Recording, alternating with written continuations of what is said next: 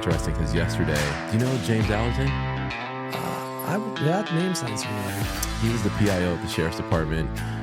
He works at Tucson Airport Police right now. And he hosts this like public information officer like meeting, like, you know, every couple of months, all the PIOs that are for local law enforcement, the cities and all that, we meet. And yesterday's meeting was all about AI. Okay. And it's very scary, right? But very interesting at the same time of what can be created and what you could see that may actually not be real. That's like a deep fake or something. Yeah. So it's really cool. You have to know that they can do that now. Yeah. And so it's crazy. Hey, Scott, you're rolling. You're good. Oh, Okay. cool. Yeah, we'll just keep talking. So had the U of A director of AI there and talking about deep fakes. And one of the stories that stuck with me is there's a guy, a bank manager, bank employee in Japan. He's doing a Zoom conference with some other employees, or what he thinks is other employees. But actually those other employees are deep fakes. And he ends up giving them $25 million. Whoa. Yeah. And so that was like what you guys were testing out to show that can actually happen. Yeah. It's unbelievable what they can do. And then they showed a whole like 1 minute video that was all AI, and it was really interesting stuff. Yeah. Isn't it crazy? It is. And it feels like if you don't get with the AI technology or figure out what it is, you are going to be left behind, because I feel like it's coming from after that meeting. It's coming, and it's sooner than we think. Well, that's awesome. That's for those of you watching, you just kind of caught us in the middle of something. We're talking a little bit about AI and deep fakes, and I am here today with Kevin Adger, who is the public information officer for the Pima County Sheriff. Yeah, you could say communication specialist, media specialist, all that, a little bit of everything. And so that's why, you're kind of behind the scenes looking at especially from a police standpoint, at how those types of AI and deep fakes of information can be completely catastrophic to your organization or to the community that you're serving. And yeah, messaging is everything, because someone could see one thing that's real and then see another thing that's not real, and then it goes, it spreads like wildfire. Yeah. So, you have to be very careful. You have to check to make sure what you're seeing. And that's the other thing, there has to be some kind of check system for AI, and I don't know if anybody's developing it, but we'll see, I guess. Yeah, that's going to be difficult to sort out, especially in the beginning. Oh, yeah. And with us being coming up into an election year, I'd imagine that every trick in the book is going to be attempted to try to gain influence. Oh, yeah, I'm sure. I mean, it's a big election, a lot of things going on. So, yeah, you never know what is out there. Definitely check your sources. Yes. That's my biggest, check your sources. Know where it's coming from, know who it's putting out there. Right. So I got a source that says you're a huge basketball fan. Yes, that source is right. And so you're representing the UConn national champs hat. So, yes. So tell me a little bit about your basketball and your love for it. I think when I was born, I think my parents, just gave me a basketball and like, here you go from there. I'm from Connecticut, born and raised in Hartford, Connecticut. Right. Went to high school in Connecticut. I absolutely love basketball. My dad played basketball, and that's probably where I got it from. Mm-hmm. And so there's something about basketball that just gets me excited. I have to tune in. I have to watch. And I was fortunate enough to go watch the national championship game, and UConn beat Purdue. Such an exciting event to go to. That's like, and you were there. I was there, yeah. Oh, how cool. Yeah, it's just one of those bucket list things, you know, the Super Bowl, the Final Four, the Masters, the Kentucky Derby, all those things. And it was cool to go to the national championship game and then have my team play in it and win. So it was fun. It was great. I never thought I'd be able to do it. Thanks to my wife giving me the green light to go and pay the prices of the national championship. Here's the credit card. We still got a little bit of a limit. Just make it happen. Yes. It's funny because after the semifinal game against Alabama, I waited to the clock hit zero. I'm a little superstitious. And I said, "Hey, what's my budget for this national championship game?" And she knows, and I think she has my love for basketball too. Not as much, not as crazy as I am, but she's like, yeah, go ahead, you go enjoy it. This doesn't come around too often. So that was a great thing. Oh man, what an amazing experience to be able to do that, especially with how much you love basketball. And when did you? So my family's from New England, also on my mom's side. Okay, they were Connecticut folks. Okay, but they were kind of like ghetto Connecticut. So it was. I don't know if you're familiar with the Waterbury. Yeah. area. Oh yeah. That's about 45 minutes from where I grew up. Yeah. Okay. So I mean, Connecticut's so small. I think it's the third smallest state in the nation. But that's okay. That means we're still powerful. That's right. But yeah, so playing basketball in Connecticut, you go all over. So yeah, played in Massachusetts, played in Maine, played in a little New York City. So yeah, I know Waterbury really well. Oh, awesome. Yeah. And did you get any college time in basketball? So yeah, I played college. I played Division II basketball. Okay. In a small school. It's called Barton College. It's in Wilson, North Carolina. It's about 45 minutes from Raleigh. And so when I was playing in high school, I think I was top 25 in Connecticut. And I looked at schools in New Hampshire, Virginia, and then I went to North Carolina.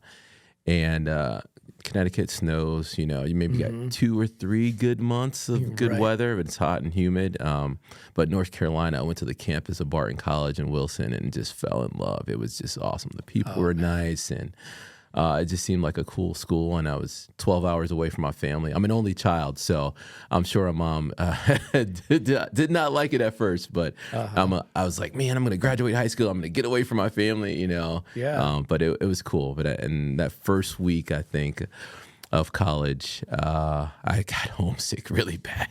I was like, I want to come home. My parents were like, no, you're not. You're sticking it out. Yeah. So, but it was fun. It was fun to play collegiate sports. I mean, I think if you play collegiate sports at any level, Division I, II, or III, I don't know, obviously everybody wants to play D1 and it's because it's on TV, but I think you learn so much.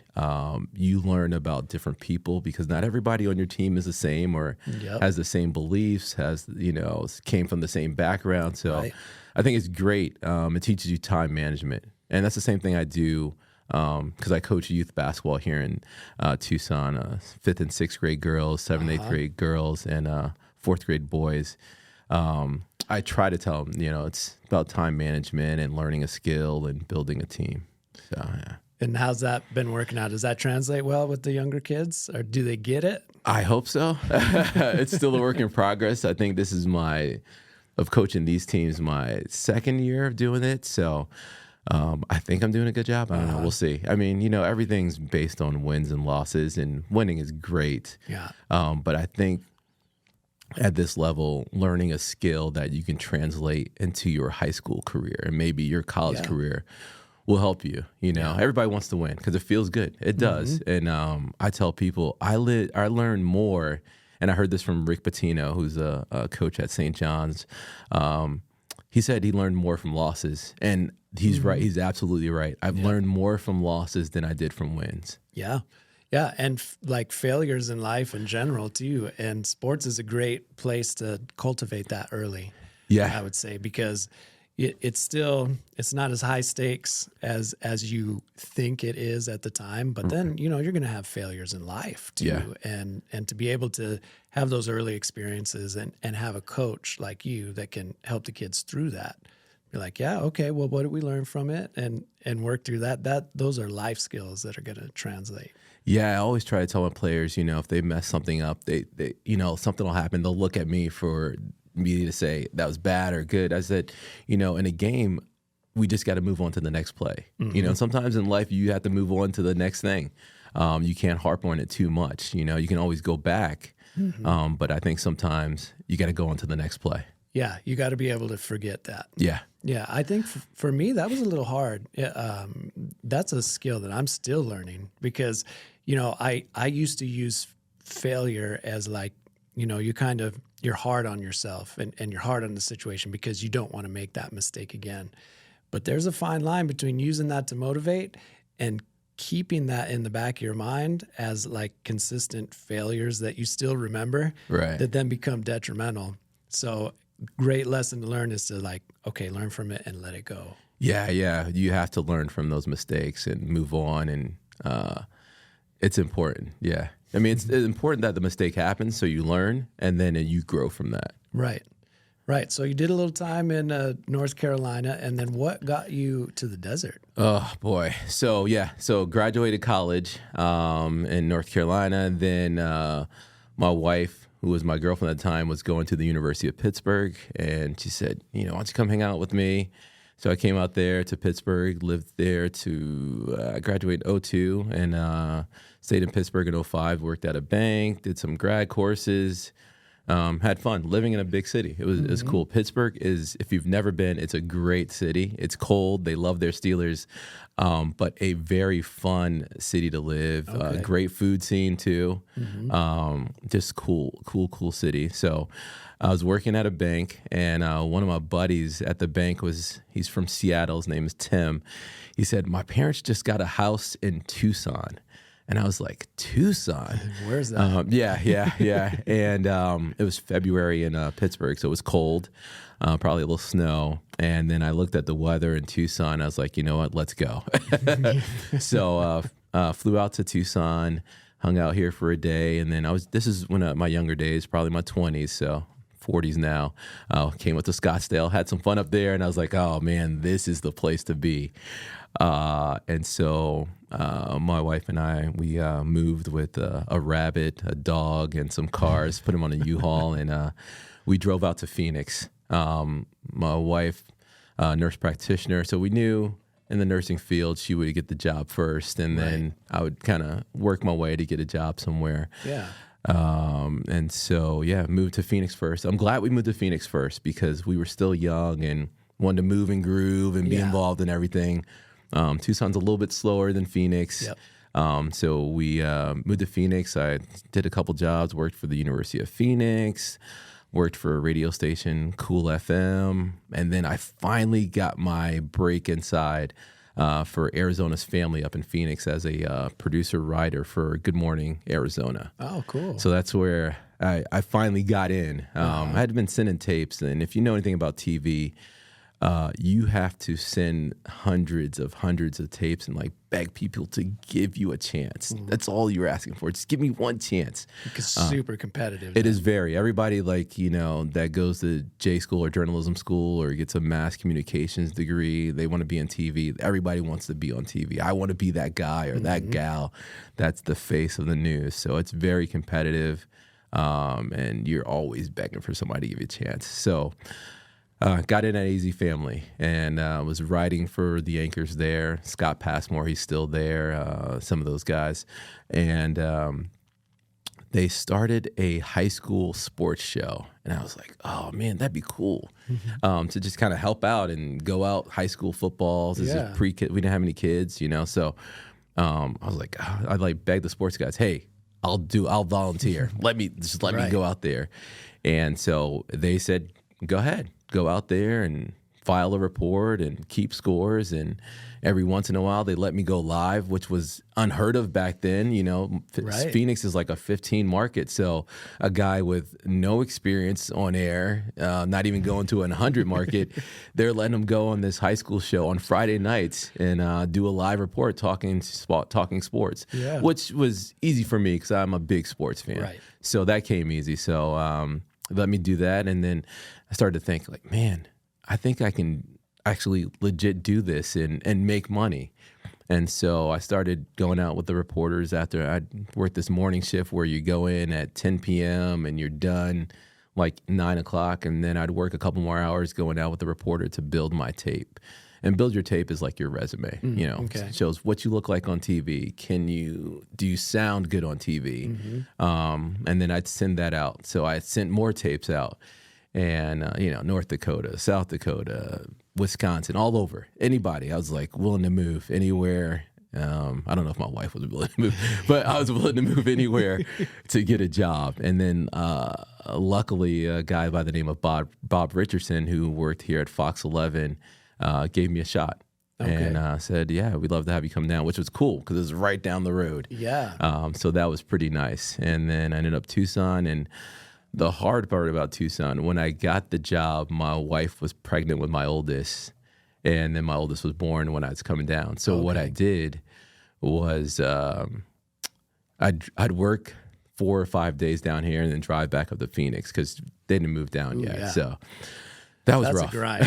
Yes. I'm still waiting for them to build that, high-speed rail from Tucson to Phoenix. Yeah. Where is that thing? I don't know.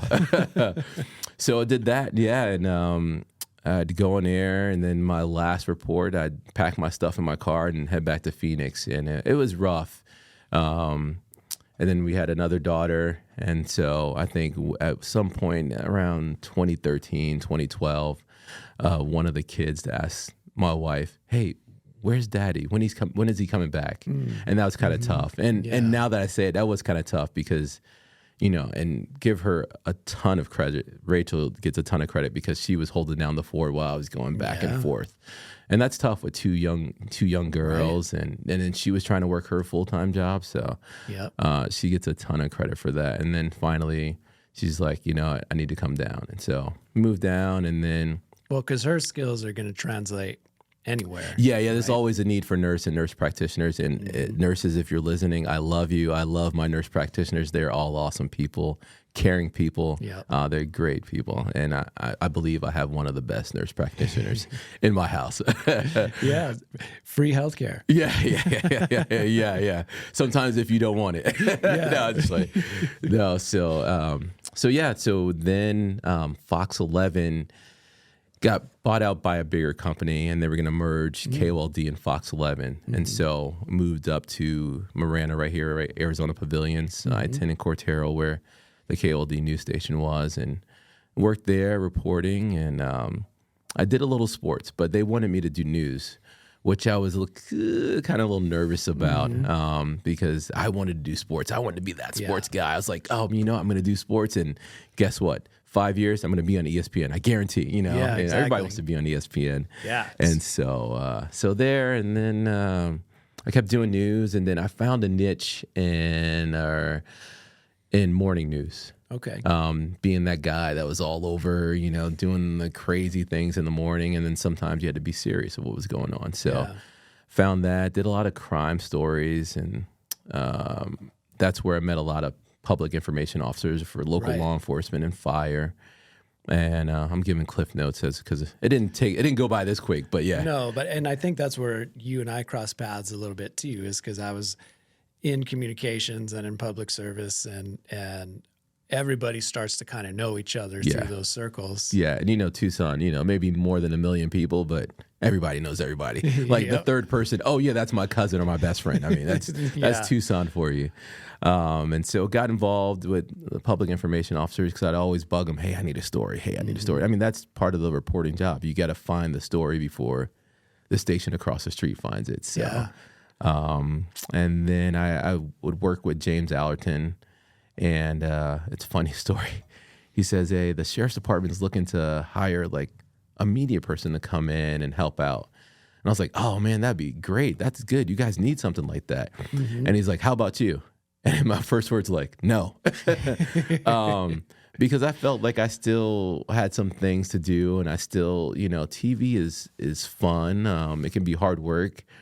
But I think a lot of people think when you're a reporter, like you live a glamorous life, and there's a grind. Yeah. Local news is a grind. Sure. You're always on. Right. I always tell the story of my wife in the grocery store. We go to the grocery store. Somebody sees me. She keeps walking because she knows they're going to keep talking to me. Exactly. And I had no problem with talking to people. Right. That's part of my job at the time. And I love talking to people, finding out who they are. And I love that people stop me and say, hey, I watched you. And that's really cool. It's a great feeling. Yep. It means you impacted their life, or you found something that impacted their life. Yeah, you have to accept here, especially here in Tucson, that local celebrity role that comes with being part of media. Yeah. And so I'd imagine then you're starting to get integrated into that, and then you're getting this other offer, and you're like, I don't know if that's where I want to go. So what tipped the scale for you to be willing to do it for the sheriff's department? There's a lot. So in TV, you sign 2 or 3 year contracts, usually in local. Sometimes they'll let you get away with the 1 year. They let me get away with the 1 year contract because I wasn't sure what my plan was, because I had no clue. And TV's starting to make a change. It used to be like back in the old school days, maybe in the 80s, a reporter would have a photographer, an audio guy, and the reporter. It was a team of 3. Now, fast forward, it's a team of 1. The reporter is the writer. He's the photographer, or he or she's the photographer. They're also the audio. I mean, you got to make sure they call it a one-man band. I mean, you do everything.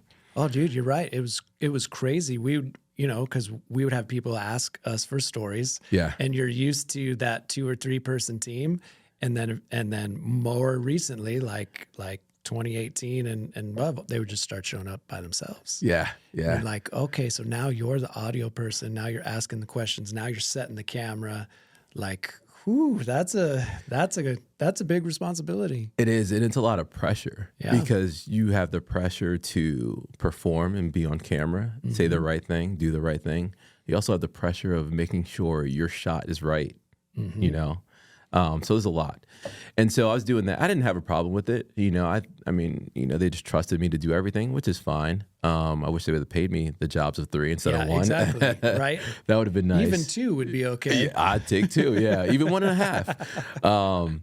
So that was happening. My contract was running out. And then I had another meeting with James. He's like, why don't you come talk to my lieutenant? Just talk to him and see what they have to offer.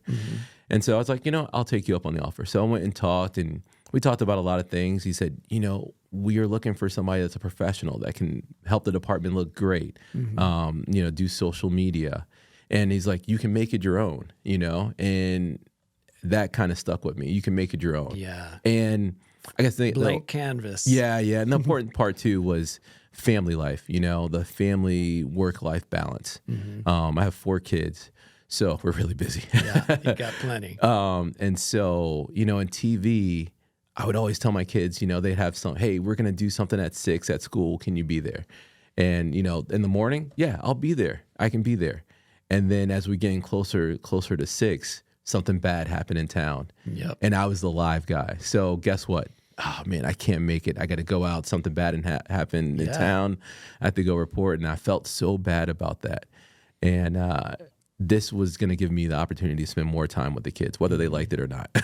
Well, and I bet that was crazy to even ponder, because you're still going to have to show up with the sheriffs and help with the messaging and all of that. And they're responding to emergencies all the time. And yet it was going to be better for the family than the media grind of doing it for whatever they needed you to do at that time. Oh yeah, it was. It's so much. There's still a lot of work to be done with the sheriff's department and video and social media, but they give me more time. If something happens, that's a good thing about working in the county sheriff's department.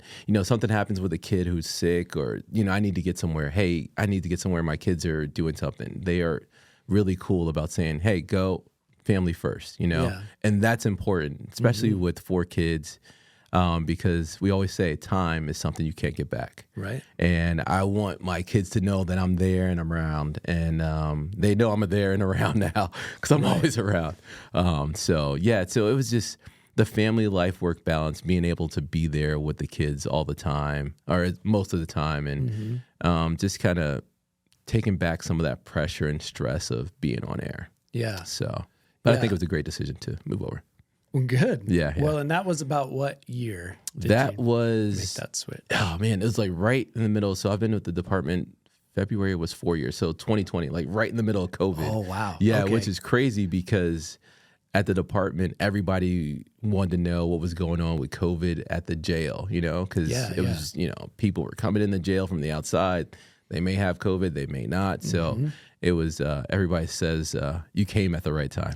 Yeah, you did. So to help with messaging. Yeah. So. Yeah. We were talking to Chief Riley on, that was kind of around the same time that she took over as police chief over there in Oro Valley. And it was right in the middle. It was like you had George Floyd, you had pandemic, you had the Bighorn fire here, like everything at once. So you got hit with a lot of that stuff at once, and you're still the most forward-facing for Pima County Sheriff to get these messages out. Well, how did you manage that, the complexity of all of those things happening at once? I don't know. There was a lot going on. I mean, yeah, the Bighorn Fire, that was like a beast by itself, right? Because a lot of messaging, and it was, coming down the mountain, and people wanted to know, hey, am I in danger? Am I not in danger? Should I leave? Should I not? So just working with the public information officers, like putting out messaging as much as possible to give everybody updates. Yeah. We did a Facebook Live and had the fire department with us talking about, what areas were safe, what was the path of the fire. That was hard. And then with George Floyd, it was people didn't like the police.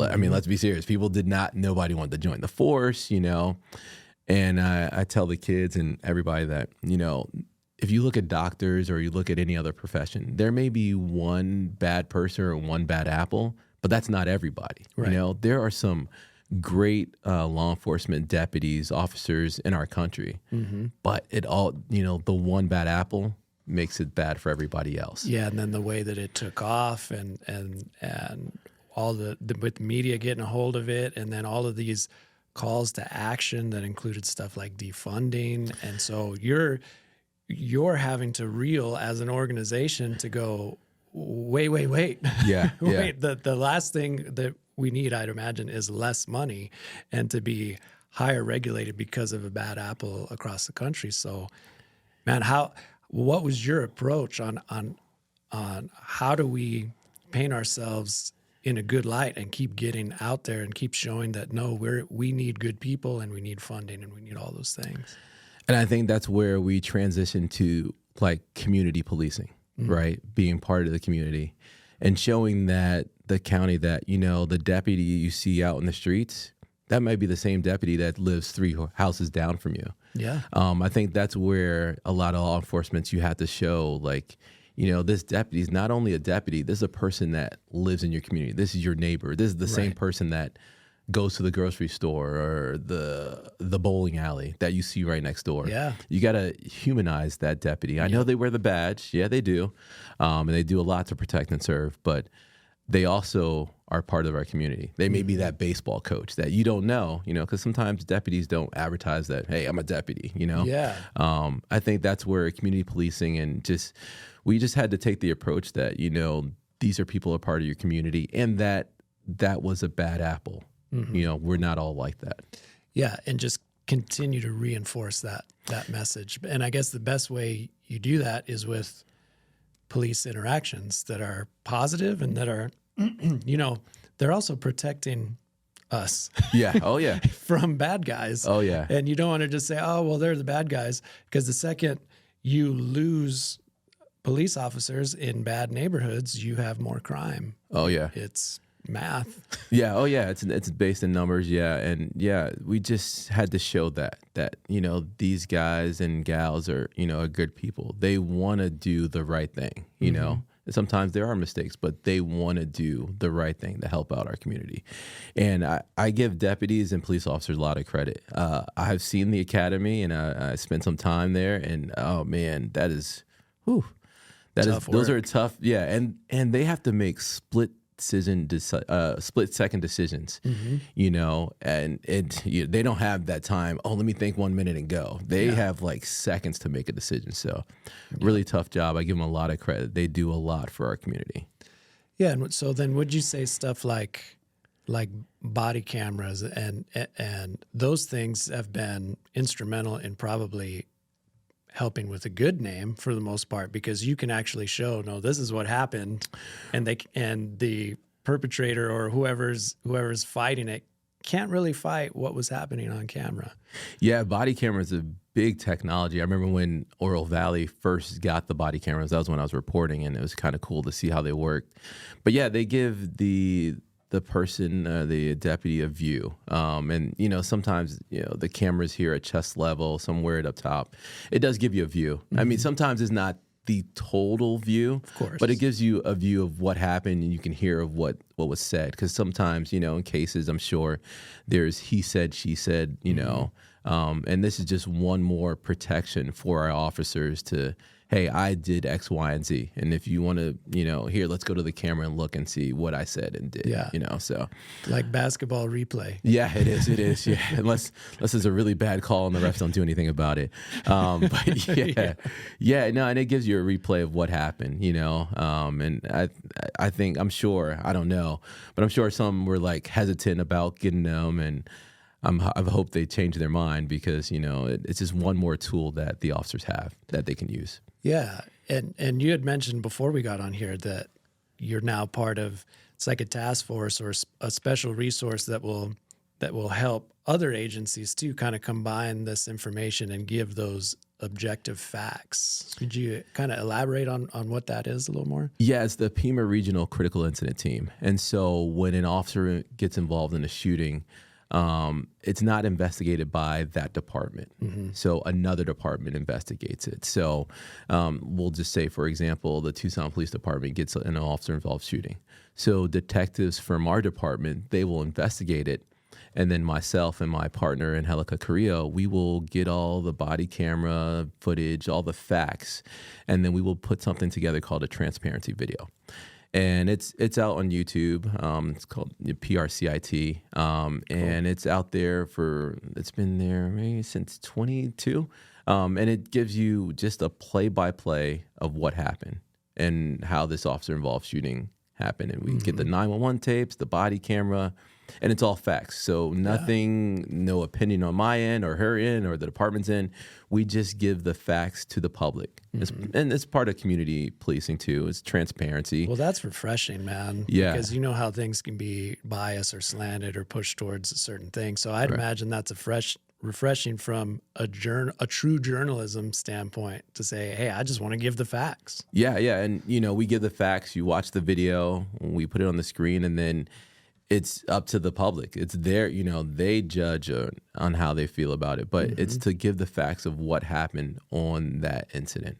Mm-hmm. So have you guys gotten good response with that from the community? Are they using that? Because maybe we help promote that people need to be on that site checking it out. I think it's been a good response. I mean, I think one of my sergeants, he went to a conference at the U of A and they played one of our videos and they thought it was one of the best videos they had seen for a transparency video. Awesome. Which is good. It means that we're doing the right thing.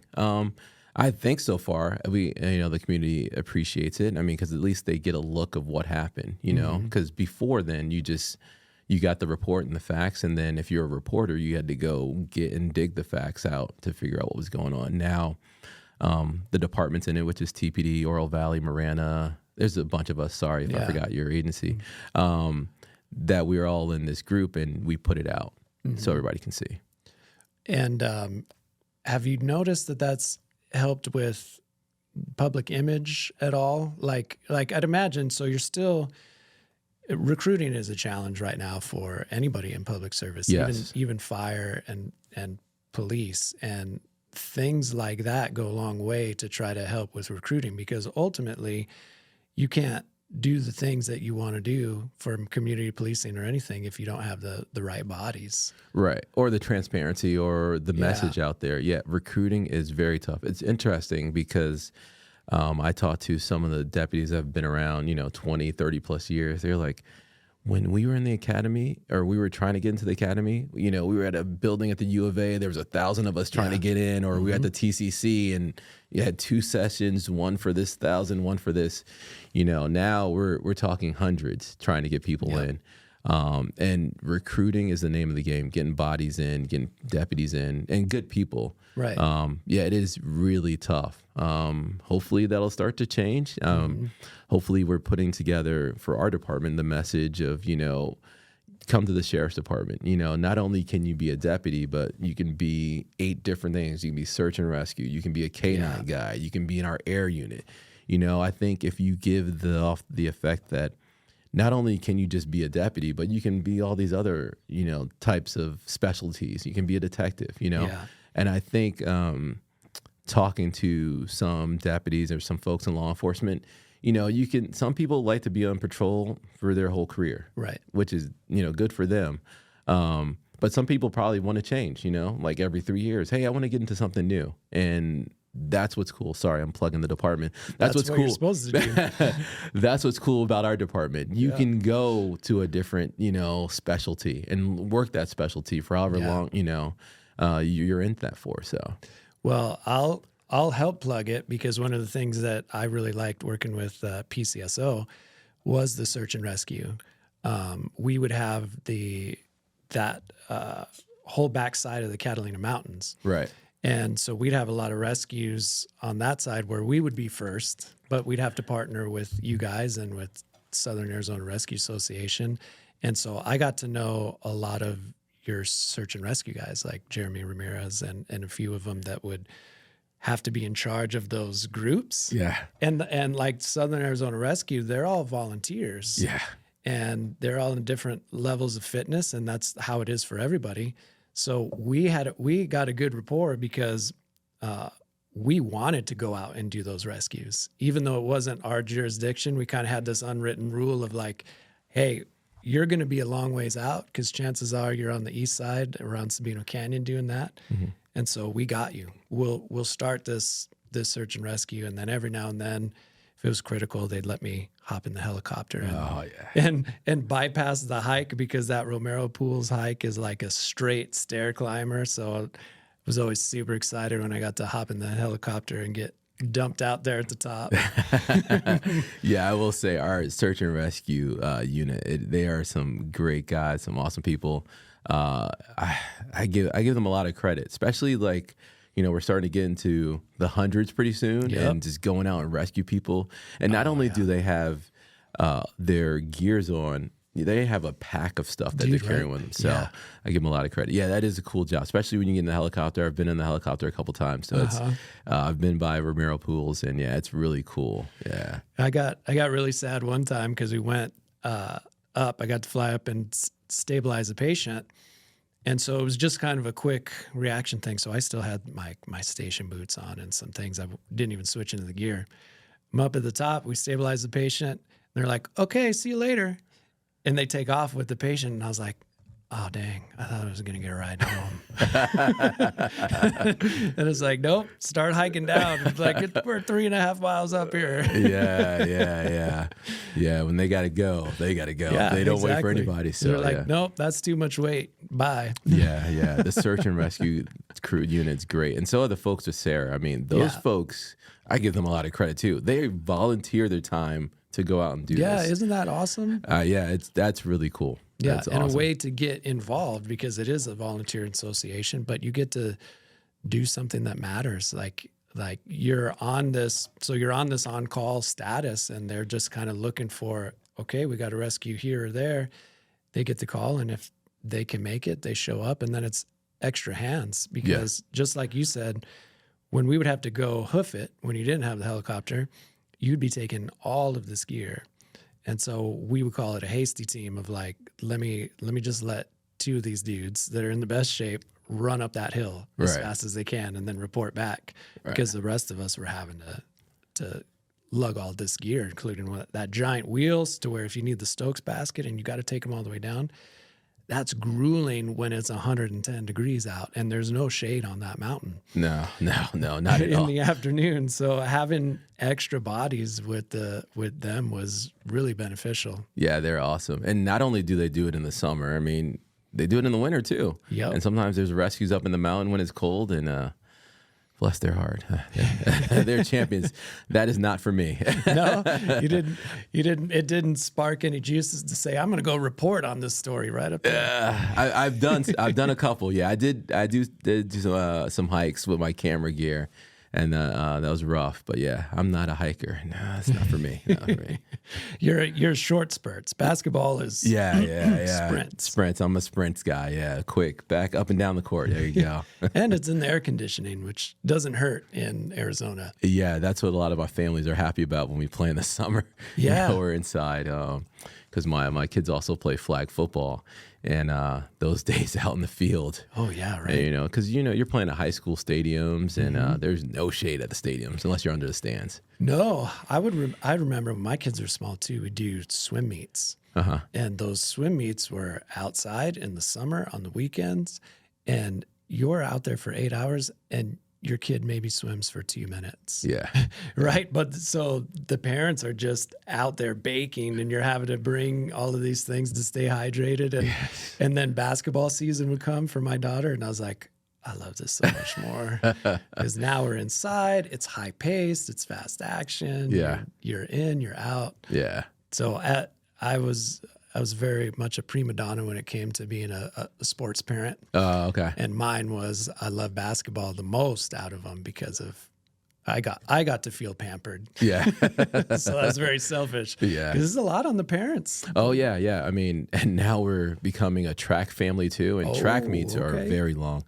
But yeah, we everybody says, man, you guys are always prepared. We've got a wagon, we've got a tent, we've got chairs, we got coolers, we got snacks. That's all by experience and failure, I'd imagine. Oh man, there's been some times where we didn't bring any snacks, and the kids are like, I'm hungry. I mean, that might be the worst that sounding thing at a tournament. I'm so hungry, Dad, you know? Yeah. But so yeah, we've learned lots of sunscreen, tents, shade, and lots of snacks. If you think you have enough, buy more just in case. So yeah, a lot of learning, but it's fun. You know, it's fun to see your kids compete. You know, and just see how well they do and see their excitement when they win or they do something well. That's a great feeling. Oh yeah, so cool. Yeah. Now, so you've got some good family balance with this new career, and that's been working out nice. Yes. What's next? What do you see coming for your role in communications to help your organization with like what's coming down the pipe that's going to make it better for PCSO? Well, I think one thing, since we're on a podcast, the Sheriff's Department has their own podcast called PCSD, What's the Word? Getting that information directly out. Correct. And I think what we do on our podcast is we can, instead of, you know, on TV, you get that 1 minute, 2 minute segment for whoever, the sheriff, a detective, a canine officer, whoever, to tell their story. You know, on a podcast, as you know, as we're doing here, you get someone for almost an unlimited time to go into specific details of their story and tell who they are. Yeah. And that's what we're kind of using as our tool, as kind of a recruitment. We've had, you know, just recently we had a Mount Lemmon deputy on. We've had one of our canine officers who lost one of his canines. And talk about his experience. So it gives you a peek inside the department and a peek inside that person who we call deputy or officer. I think that's one way to get our message out. We're on TikTok now, which is cool, and Instagram. When I first got to the department, TikTok was like, absolutely not. Right. I think most government organizations had taken that stance. Absolutely not. And now that we're on there, you know, because now, you know, deputies, at some point, they're going to say, hey, I want to retire.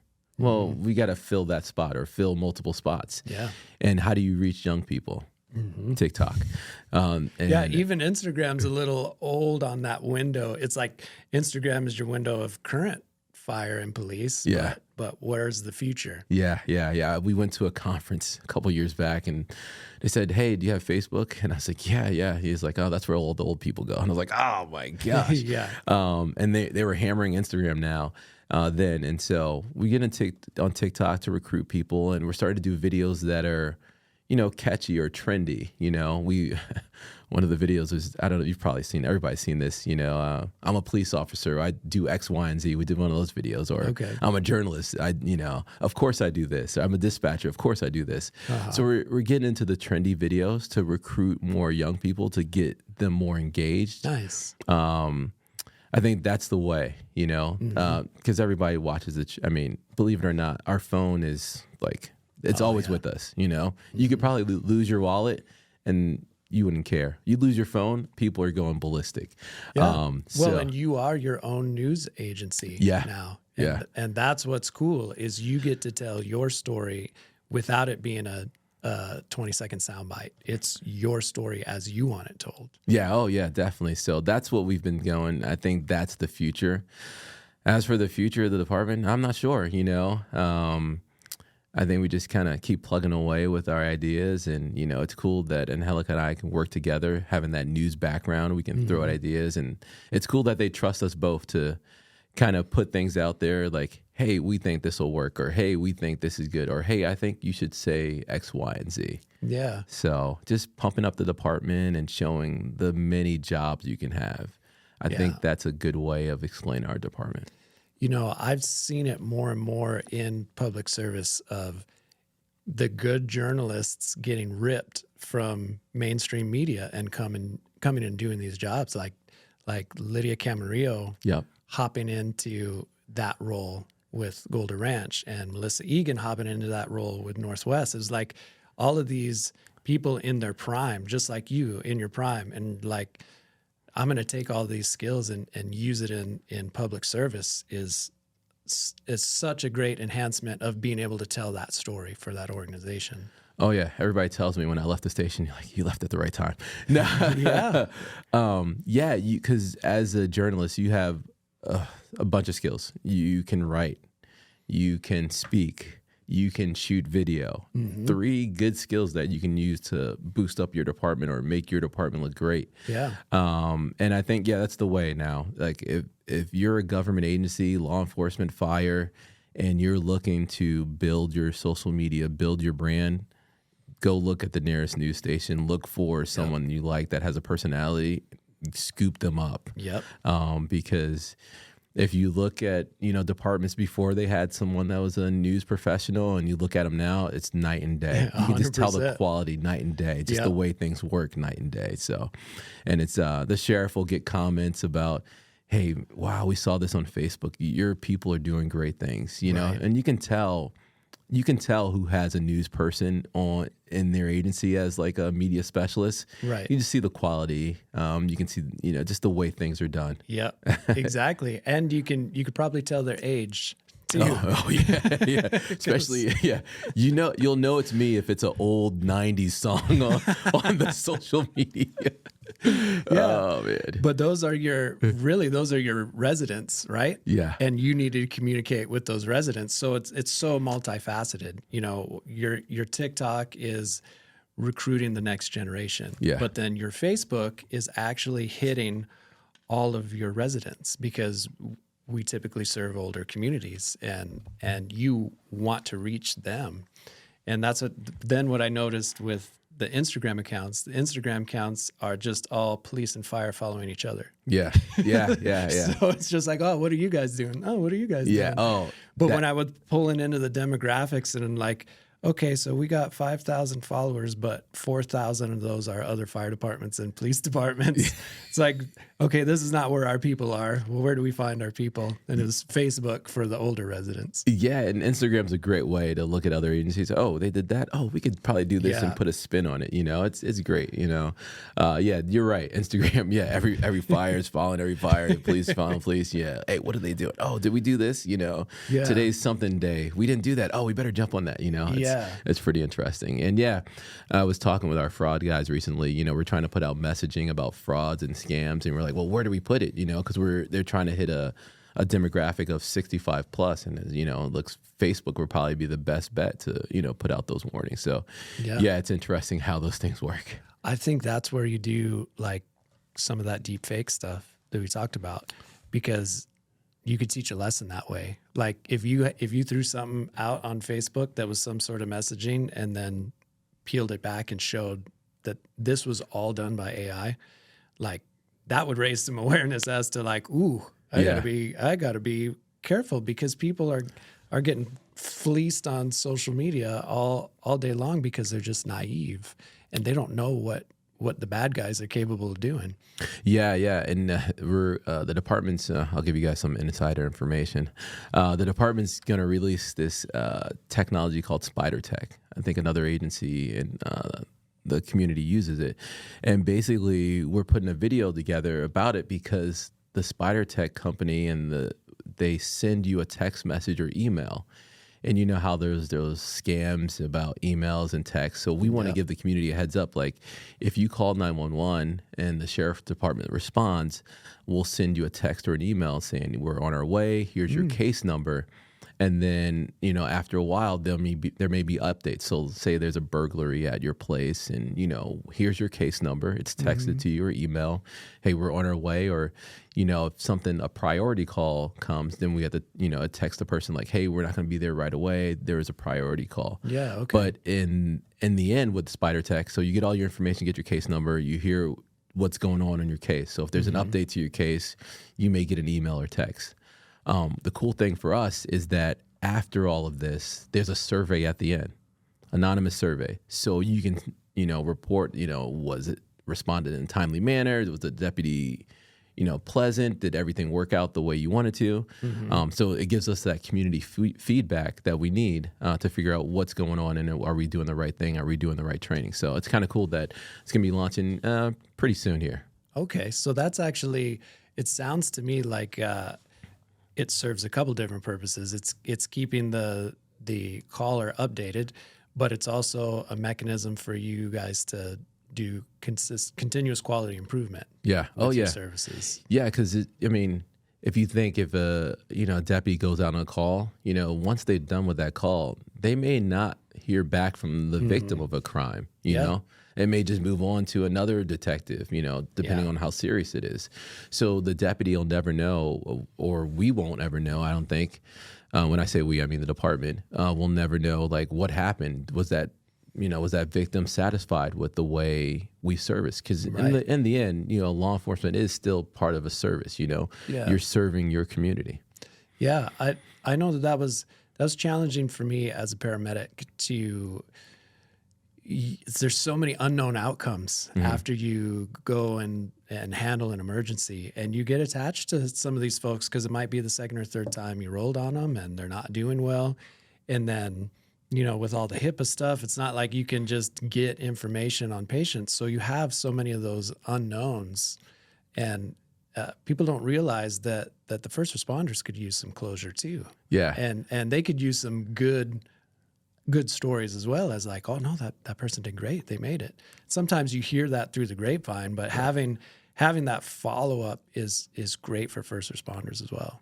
Yeah, I hear that a lot because sometimes like, oh, you hear a deputy, oh yeah, I wonder what happened to that person. They'll think of a story that, I wonder what happened. Are they okay? Yeah. Yeah, you get that. Yeah, it adds some closure to it. But yeah, I think it'll be great for the department just getting that feedback from the community. And I think for the caller, you understand, hey, somebody's on the way. You're not left in limbo. Like, are they coming? Are they not? Yeah, because those seconds feel like hours. I'm sure. During an emergency. I'm sure. Like if you're a crash and, you're waiting for some help and somebody to come, you're just kind of just sitting there, So now that'll be cool. So SPIDR Tech. Nice. Well, we'll have to keep our eyes out for that. I know with me as a younger paramedic, my mentality was all, if their heart was still beating when I dropped them off from the ambulance, then I'd be like, well, I saved that one. Now I'm just going to assume that everybody is okay, because it's like there's some boxes you just don't want to open. Right. But it's hard to own all of that for the long term. So I love that you guys are using that type of SPIDR Tech to continuous quality improvement, to maybe get some closure. Like, those are great tools. Yeah, it's really cool just looking at the technology. So that video is coming out pretty soon, just giving everybody an update so they're not afraid of like, hell, the sheriff's starting to text me. Do they really text me? Yes, we do. For this purpose only. Right. Yeah. Good to know. Try to get ahead of it. Yeah. Good. So as we close up, is there anything else that you'd like to share to kind of plug all the great work that Pima County Sheriff's Office is doing? And I would just say, follow us Facebook, Instagram, TikTok. If you get a chance, listen to our podcast. It's really cool. Yep. Just good information. Just, keep looking out for us. And if you know somebody that is looking for a job, here's the other thing. A lot of people assume when they say law enforcement, we're talking about a deputy or a corrections officer. And there are a lot of civilian jobs. I'm a civilian. We're always looking for civilians too. So if you're looking for a job, good benefits, good hours for some of the cases, Sheriff's Department, great place to work. In my opinion, great place to work, great family life. No, that's a great point too, because you need a lot of different roles to be served at a high level in order for ultimately the boots on the ground to be able to do their job. Yeah, yeah. We say the deputies corrections, they're the face. They get all the love, which is they deserve it. They totally deserve it. But there's somebody in the back or somebody in office helping that deputy. There's a dispatcher taking that call. There's a transcriptionist that's taking the call from the deputy and typing it out. So so the deputy, he or she doesn't have to write it out. So there are a number of civilian jobs that help out our department, and they are all key and they are all helpful to our agency. Yeah. And then you also get great benefits too with that, which as you're getting older and you're having kids, like when your kids were young, you need those benefits. Oh yeah. Yeah. I mean, I'm in the state retirement pension, which is really nice. Never thought I'd be in a pension, coming from news, I was in the 401k. And so getting a pension is kind of cool and heard of. Great health benefits. So it's just some great benefits, working for the department. Awesome. Well, what we'll do is we'll add a link to your guys' podcast in our notes when this comes out. Awesome. And help to do our part with recruiting and taking care of the great folks in law enforcement. So, Kevin, I appreciate you coming in today. Thank you so much. I appreciate great. you having me. I was like, you sure you want to interview me? But no, it's awesome. Right. Well, I thank you so much. Go UConn. I'm happy to help and happy to be here. Thank you so much. Awesome. Thank you again, and we will see you soon, everybody.